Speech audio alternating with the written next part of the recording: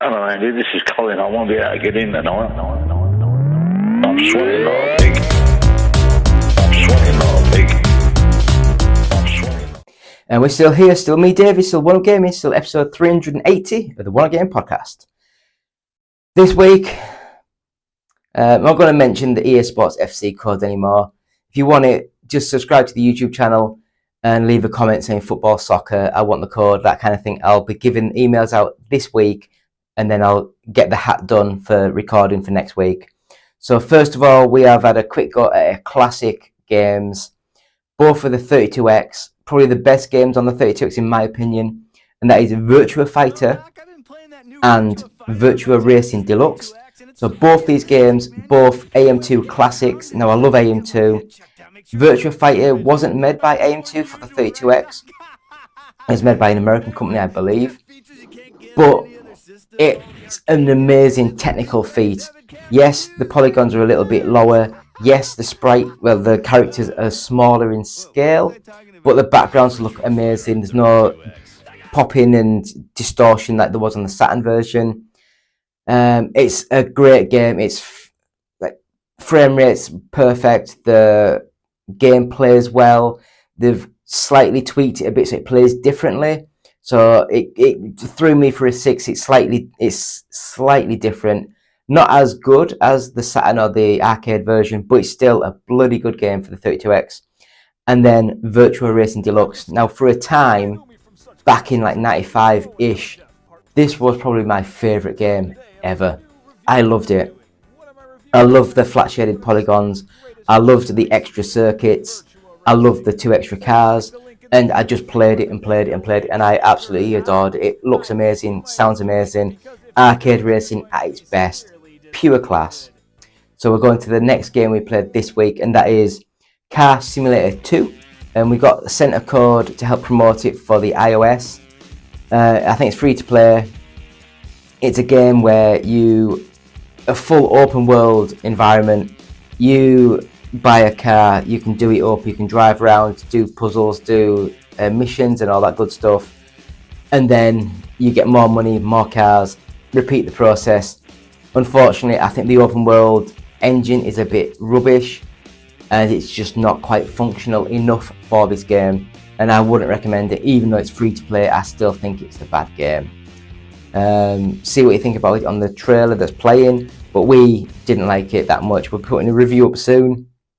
Unfortunately, Christmas and all that good stuff is getting in the way of everything, and I'm really working so much and going to see my mum at home, and it's just everything's chaotic at the moment. I played Ibris Build to Destroy, and I played this again because my old PC ran it in the lowest resolution possible, in the lowest graphical settings possible, and it still ran at about 12 frames a second. I got my little mini PC up and running, and I played this, and it runs it in like ultra mode at full speed, like 1,000 frames, 1,000 frames a second, and it just looks amazing. It's a puzzle strategy sort of game where you have to build structures, and then once you press the play button, the built structure has to fall over and knock down the building in question, or hit the sensitive area of that building, and then explosions happen. Particles and bricks fly everywhere. It looks amazing. I really love this game. So then the next game we played was Cannon Fodder 3. Now, I loved Cannon Fodder. Cannon Fodder 2 was a little bit weird. It went into space and on the moon and all that good stuff, and aliens invaded. I liked the so-called seriousness of the first one, and then it went a bit silly. And then this one, I don't know, it's full 3D graphics, it's still the same kind of controls, but I just kind of miss the simplicity of the older ones. I felt though when you were trying to scroll around the map, the map sort of like the view kind of moved around a bit too much, wasn't quite as perfect as the old games.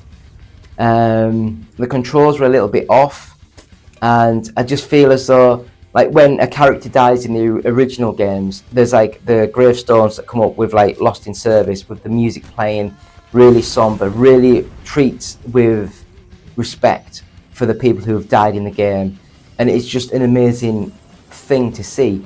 Whereas this one, it didn't have the music. It had the gravestone and the names, but the music was just the background music, and it was like those little things really add to make the game.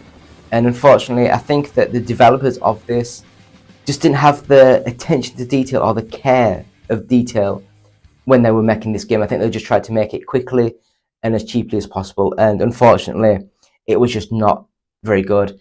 Play the original. Original's amazing on any system, Mega Drive, Amiga, PC. Just play it, it's great. Next up, While the Iron's Hot.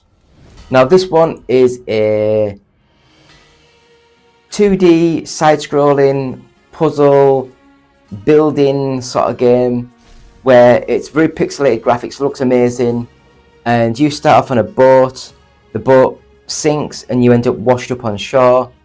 Your big ambition in life is to become a iron forger, what you want to call him, and you help build this guy's factory back up, and you collect things, chop trees down, collect things like Minecraft, but it's in a full 2D environment, and it is good. I really enjoyed it, got into it. The story seemed quite compelling, and it was just a really nice little game. And I would say While the Iron's Hot is a good little game, and give it a go. See what you guys think. Leave comments. Do you guys like this style of game?